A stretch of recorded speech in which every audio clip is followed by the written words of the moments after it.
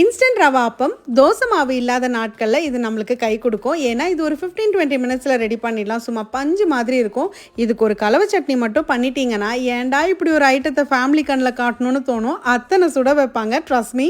அதுவும் நான் கோதுமை மாவு அவல் எல்லாமே கலந்து செஞ்சுருக்கேன். ஸோ உங்கள் பிரேக்ஃபாஸ்ட் ரொம்ப பேலன்ஸ்டாகவே இருக்கும். அண்ட் இருக்கிற எல்லாத்தையும் போட்டு செய்கிற இந்த கலவை சட்னியோட ரெசிபியும் உங்களுக்கு தெரிஞ்சுக்கணுன்னா வீடியோவை கடைசி வரைக்கும் ஸ்கிப் பண்ணாமல் பாருங்கள். ஸோ ஃபர்ஸ்ட் இப்போ ரவா அப்பம் பண்ணுறதுக்கு மிக்ஸி ஜாரில் 1 கப் ரவை, 1/2 கப் கோதுமை மாவு, ஊற வச்ச 1/2 கப் அவல், 1/2 கப் தயிர், 1 கப் தண்ணி, 1 டீஸ்பூன் உப்பு சேர்த்து நல்லா மையாக அரைச்சிக்கோங்க.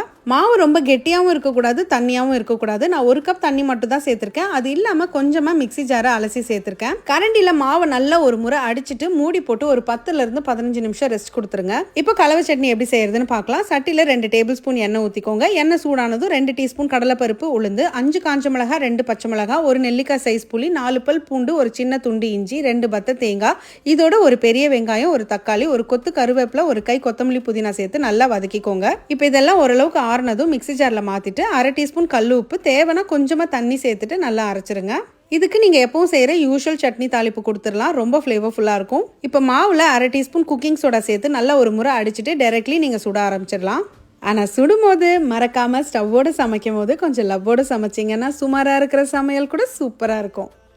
எப்படி?